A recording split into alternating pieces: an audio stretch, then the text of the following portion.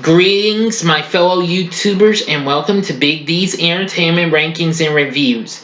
My name is Joel, better known to y'all as the Big D, and this time around I bring to you a review of the 2018 version of A Star is Born, released by Warner Brothers and directed by Bradley Cooper, who also happens to star in this, and also co-produced and co-wrote the screenplay for this, along with pop star Lady Gaga in her first leading performance in a movie, Andrew Dice Clay, Dave Chappelle, and Sam Elliott.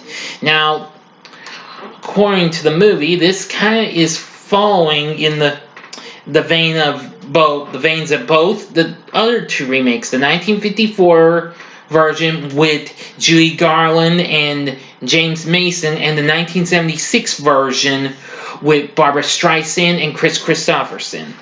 Now, it was up for lots of awards, but unfortunately lost except for the Best Original Song, but I'll get to that later on.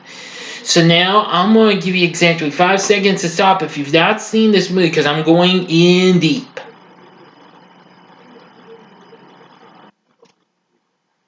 You've been warned. Here we go.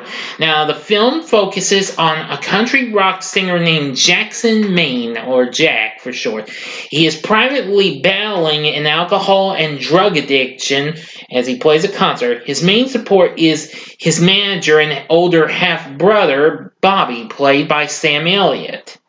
Now, after a show, Jack goes out for drinks and visits a drag bar where he witnesses a tribute performed by Edith Piaf by Ali Capana, who works as a waitress and singer-songwriter.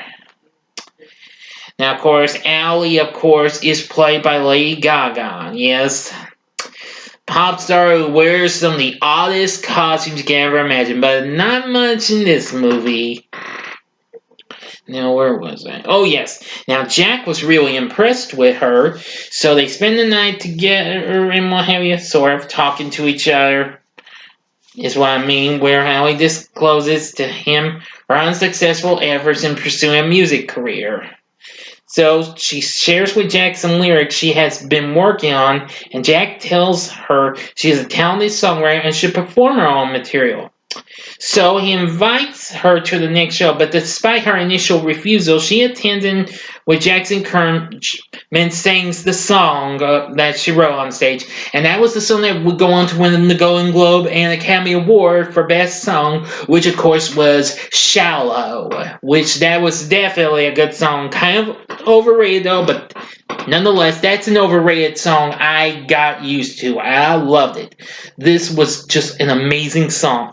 So, soon Jack invites Elliott to go on tour with him, and they form a romantic relationship. Now, let's see. Apparently, later on, they go to Arizona to visit the ranch where Jack grew up and where his father was buried, but unfortunately, to their discovery, they had learned that Bobby had sold the land and it was converted to a wind farm. Angered at his betrayal, it goes into a real bit of a sibling rivalry. And Bobby subsequently quits as his half-brother's manager. Before doing so, Bobby reveals that he did inform Jack about the sale, but Jack was too inebriated to notice. So while on tour, Allie meets a record producer named Rez who offers her a contract. Now, despite he's bothered and why visibly bothered, Jack still supports her decision. So, Rez refocuses Allie away from country music and towards pop. Jack misses one of her performances after he passes out drunk in public. Recovers at the home of his best friend, George Newell Stone. That's Dave Chappelle. Well, I was surprised to see him back, considering I hadn't seen him in much of a movie in some time. So, soon he later makes up with Allie. So, he proposes to her when an impromptu ring made from a loop of a guitar string, and they are married that same day at a church ministered by a relative of Noodles. Soon, Bobby reconciles with Jack during Allie's performance on Saturday Night Live. Later, the two have a fight about Allie's growing artistic success. Jack drunkenly criticizes Allie's new image and music. Her success appears to be doing well as her success goes up as Jack's success is increasingly decreasing. Oh dear, I got the wrong words. It's decreasingly declining and what have you, not increasingly. Whoops, my mistake. Forgive me, everyone. I just said the wrong word. I'm gonna let that little error slide. So, Allie is nominated for 3 Grammys, and at the Grammys, Jack performs in a tribute to Roy Orbison. And later that evening, Allie wins the Best New Artist Award, once she goes up, Jack staggers up to her where he publicly wets himself and passes out. Ooh, that was uncalled for. So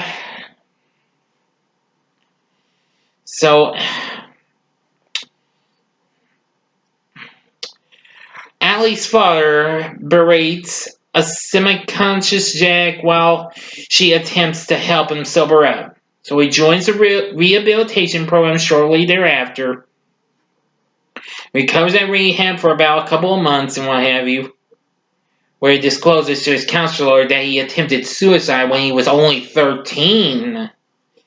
Well, he also mentions that he has a hearing problem, which has been getting worse.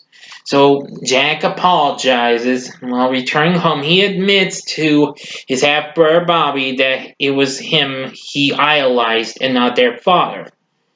So Allie asks Rez to bring Jack to perform with her European tour, but Rez refuses, prompting Allie to cancel the remainder of her tour so she can care for Jack. Well, Rez soon confronts Jack as he's waiting for Allie, and accuses him of nearly ruining Allie's career and saying that Jack will certainly relapse again.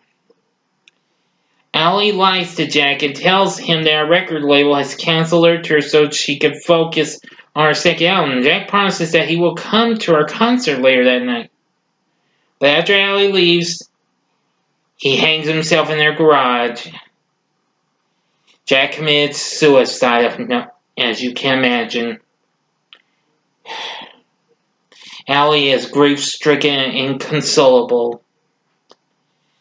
In his visit by Bobby, he tells her that the suicide was Jack's own decision, not her fault. And so we get some closing scenes revealing a flashback of Jack working on a song about his love for Allie, which he had never finished. But Allie sings the song as a tribute to him, introducing herself for the first time as Allie Main. The film ends with a close-up of Allie looking up to the heavens, just like what we saw in the end of the 76 version. And that's that. You were warned. If you didn't see this, shame, shame, shame. The question, and if you did get through this with hearing this, would I recommend this movie? Hell yeah. I need to rewatch this. I've been thinking about getting this, but I've not been getting it. But I will sometime. I don't know when, but I will before it even comes to 2. But that's probably going to be sometime. So anyway, I loved this version of A Star Is Born. It convinced me to watch the other 3 movies, though unfortunately I only got to see the 1937 original and 1954 remake first. I failed to see the 76 version until before last year was over with. Now I finally got to see it. Now I've seen every one of these versions of the movie.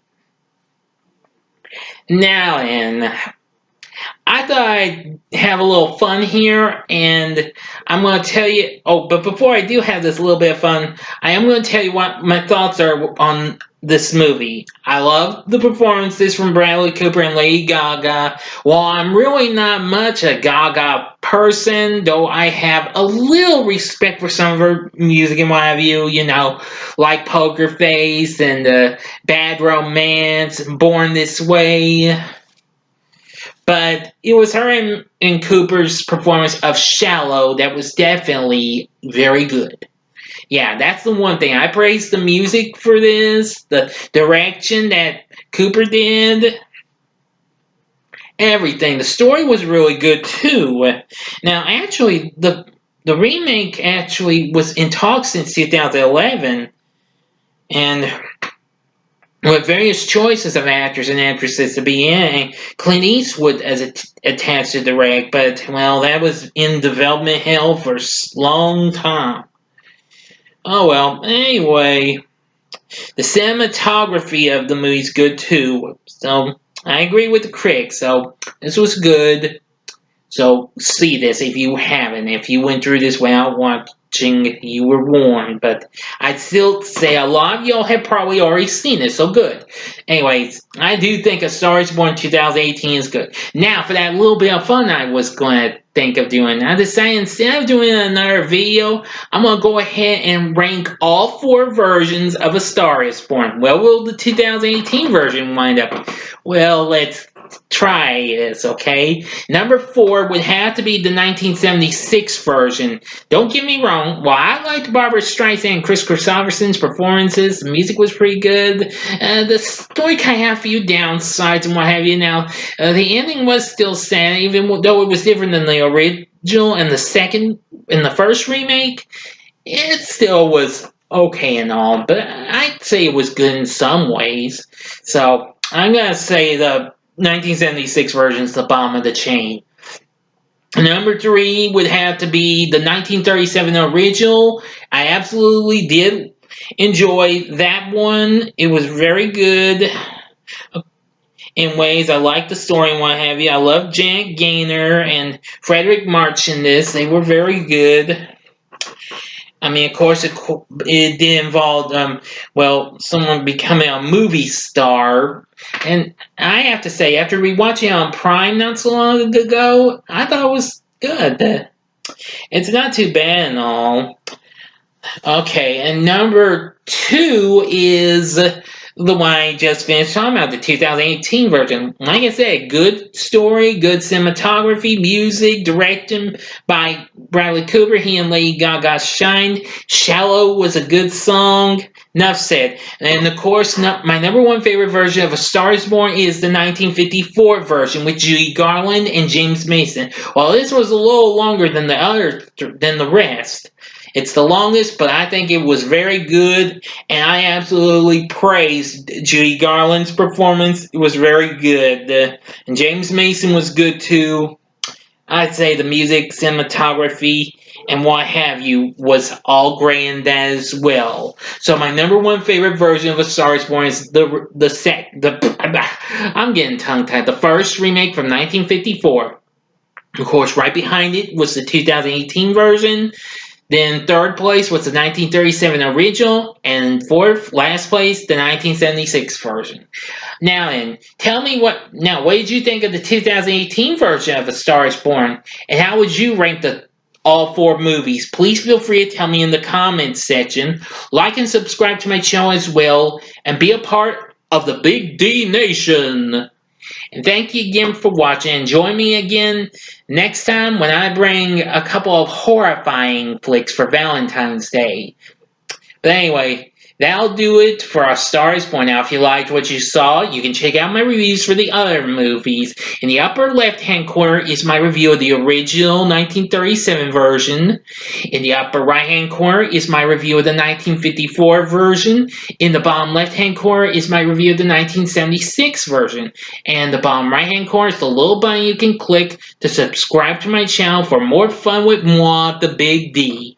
Thank you again for watching my review of A Star is Born 2018, plus my special ranking of all 4 movies. Until next time, I'm the Big D saying, see ya!